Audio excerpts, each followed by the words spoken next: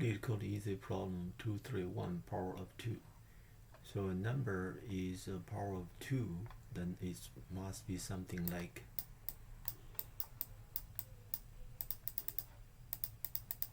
including, which means there's only one bit in this integer, which is 1. All the other bits will be 0. So for this integer, we just go through all the 32 bits. If there's one of them